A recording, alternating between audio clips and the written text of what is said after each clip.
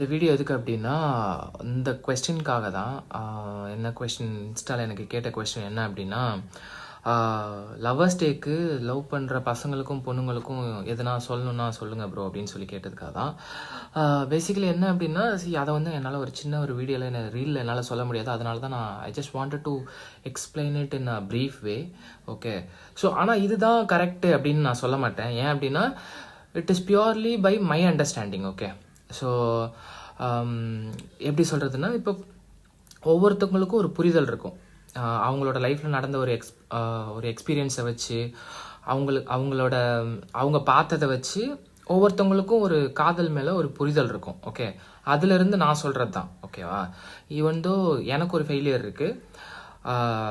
காதல் தோல்வியில் ஃபெயில் ஆகாதவங்க வந்துட்டு ஹியூமனே கிடையாதுன்னு தான் நான் சொல்வேன். ஏன் அப்படின்னா, இந்த உலகத்தில் இந்த ஊரில், அது பர்டிகுலராக இன் இந்தியா, ஓகே, தமிழ்நாடுன்னு இந்தியாவிலேயே பார்த்தீங்க அப்படின்னா, உன்னோட காதல் சேர்றதை விட அது பிரியறதுக்கான வாய்ப்புகள் தான் ரொம்ப அதிகம்.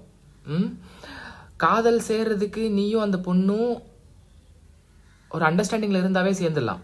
ஆனால் பிரிக்கிறதுக்கு இங்கே நிறைய ஆப்ஷன்ஸ் இருக்குது. ஓகே, ஸோ அதனால தான் இங்கே வந்துட்டு அண்டர்ஸ்டாண்டிங் வந்து ரொம்ப முக்கியம். அண்ட் அதே மாதிரி ஒருத்தவங்க சேர்ந்து இருக்கிறது, ஒருத்தவங்களோட மென்டாலிட்டியை புரிஞ்சுக்கிறதுங்கிறதும் ரொம்ப இம்பார்ட்டண்ட். ஓகே, அண்ட் இன்னொன்று என்ன அப்படின்னா, இங்கே வந்து லவ்வர்ஸ் டே அப்படிங்கிறது எல்லாரும் என்ன நினச்சிட்டு இருக்காங்க அப்படின்னா, இந்த ஹக் டே, கிஸ் டே, ப்ராமிஸ் டே இதெல்லாமே வந்து லவ் பண்ண ஸ்டார்ட் பண்ணுறதுக்கான டே அப்படின்னு நினைக்கிறாங்க. ஆனால் அப்படி கிடையாது. இது எல்லாமே வந்து பார்த்தீங்க அப்படின்னா, ஆல்ரெடி லவ் பண்ணிட்டு இருக்கிறவங்க செலிப்ரேட் பண்ண வேண்டிய ஒரு வீக். ஏன் அப்படின்னா, ஏன் லவ் பண்ணுறவங்க ஏன் வந்து இந்த லவ்வர்ஸ் டே அப்படிங்கிறது வந்துட்டு வேலண்டைன்ஸ் டே வீக் அப்படிங்கிறது வந்துட்டு லவ் பண்ண ஸ்டார்ட் பண்ணுறதுக்கான வீக் கிடையாது. ஆல்ரெடி லவ் பண்ணிட்டு இருக்கிறவங்க செலிப்ரேட் பண்ணுறதுக்கான வீக் அப்படின்னா, காதல் எப்பயுமே வந்துட்டு இனிப்பாகவே இருக்காது. ஓகே, காதல் எப்பயுமே என்னை கேட்டால் கொஞ்சம் கசப்பான இதாக தான் இருக்கும். ஏன் அப்படின்னா, ஆரம்ப காலத்தில் வந்துட்டு காதல் ரொம்பவே அழகாக இருக்கும். அது போக போக வந்து பார்த்தீங்க அப்படின்னா, ஸ்டார்டிங்கில் இருந்த மாதிரி சந்தோஷத்தையும் அழகான விஷயத்தையும் அது உங்களுக்கு கொடுக்குமா அப்படின்னா, அது depends upon your partner. Okay, so இன்னொன்று என்ன அப்படின்னா, இது ரொம்ப சிம்பிளான ஒரு இதுதான். இப்போ ஒரு படத்தை ஃபஸ்ட் டைம் பார்க்குறப்போ ஒரு எக்ஸைட்மெண்ட், ஒரு ஹீரோயின் என்ட்ரி, ஃபைட்டு, அவன் பார்த்து அப்டேட்ஸ் அந்த மாதிரி இருக்கிறதுல, லவ்லேயே ஸ்டார்டிங்கில் எப்படி இருக்கும் அப்படின்னா ரொம்ப நல்லாவே தான் இருக்கும். ஏன் அப்படின்னா, அவங்கள பற்றி நமக்கு ஒன்றும் தெரியாது, அவங்களோட ஃபேமிலி பற்றி தெரியாது, அவங்களுக்கு என்ன பிடிக்கும் என்ன பிடிக்காதுங்கிறது எதுவுமே நமக்கு தெரியாது. ஸோ இது இருக்கிறப்போ, இது ஃபஸ்ட் டைம் நம்ம எல்லாம் தெரிஞ்சப்போ நமக்கு ரொம்ப எக்ஸைட்டடாக ரொம்ப நல்லாவே இருக்கும். ஆனால் போக போக என்ன அப்படின்னா எல்லாம் தெரிஞ்சிடும். ஓகே, அவங்க எப்படி ரியாக்ட் பண்ணுவாங்க, அப்படியே பிஹேவ் பண்ணுவாங்க அப்படிங்கிறது எல்லாமே தெரிஞ்சதுனால மேபி அதோட சுவாரஸ்யம்லாம் கம்மியாயிடும்.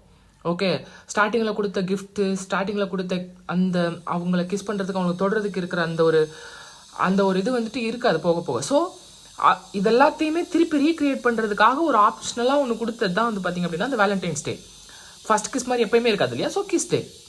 ஸோ ஃபஸ்ட் டைம் ப்ரப்போஸ் பண்ணதுக்கப்புறம் அவங்க திருப்பி இப்போல்லாம் அக்செப்ட் பண்ணதுக்கப்புறம் அவங்களுக்கு ரோஸ் கொடுக்கணும், அவங்களுக்கு அந்த இது இப்போ எதுவுமே அதெல்லாம் இல்லை. ஸோ இதெல்லாமே ஒரு ரீக்ரியேட் பண்ணுறதுக்காக செலிப்ரேட் பண்ணுறது தான் இந்த வீக். ஓகே, அவங்களோட ஸ்டார்டிங் அந்த இப்போ எப்படி நமக்கு சைல்ட்ஹுட் மெமரி எல்லாம் திருப்பி நம்ம லைஃப்பில் வராது, அதெல்லாம் நினச்சி எப்படி சந்தோஷப்படுறோமோ, அதே மாதிரி நம்ம லவ் பண்ண ஸ்டார்ட் பண்ணப்போ எப்படி இருந்தோம், அந்த ஒரு வீக்கை வந்து ரீக்ரியேட் பண்ணலாம் அப்படிங்கிறதுக்காக செலிப்ரேட் பண்ணுறது தான் இது. என்னை பொறுத்த வரைக்கும் என்னோட அண்டர்ஸ்டாண்டிங் இப்படி தான். ஸோ இப்போ நீ வந்து லவ் பண்ண ஸ்டார்ட் பண்ணுற அப்படின்னா good, well done, all the best, நல்லா பண்ணுங்க. But at the same time வந்துட்டு அண்டர்ஸ்டாண்ட் பண்ணிக்கோங்க. ஓகே, ஸோ காதல் எப்பயுமே கடைசி வரைக்கும் சேர்ந்து நிற்குமா அப்படின்னா சத்தியமாக நிற்காது. ஏன் அப்படின்னா, இங்கே இருக்கிற சுச்சுவேஷன், இங்கே இருக்கிற ஒரு மென்டாலிட்டி அந்த மாதிரியானது.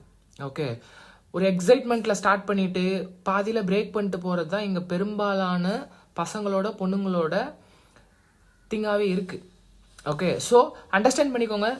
இது எல்லாமே வந்து பார்த்தீங்க அப்படின்னா, unless until you wanted to hold it, you can. Okay, இது எல்லாமே it's not about love. Okay, it's about that person. இது ஒன்றையும் அந்த பொண்ணையும் சம்மந்தப்பட்ட விஷயம். இது மற்றவங்களை பிரிக்கிறாங்க, மற்ற விஷயத்தினால நம்ம டிஸ்ட்ராக்ட் ஆகிறோம், அதெல்லாம் அங்கே எதுவுமே கிடையாது.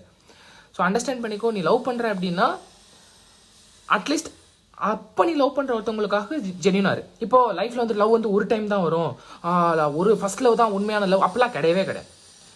நீ யாருக்கு உண்மையா இருக்கணும் நீ நினைக்கிறியோ அவங்களுக்கு நீ உண்மையா இருக்கணும், அவ்வளோதான். ஓகே, ஸோ லவ் பண்ணுறது முடிவு பண்ணிட்ட அப்படின்னா one time one person is enough. Love தம். கடைசி வரைக்கும் நல்லா போச்சு அப்படின்னா கல்யாணம் பண்ணிக்கோங்க, சந்தோஷமா இருங்க. ஸோ அதே மாதிரி வேலண்டைன்ஸ் டே வீக் மட்டும்தான் நம்மளோட லவ்வர் பெருசாக பண்ணும், செலிப்ரேட் பண்ணும் அப்படின்னு இல்லை.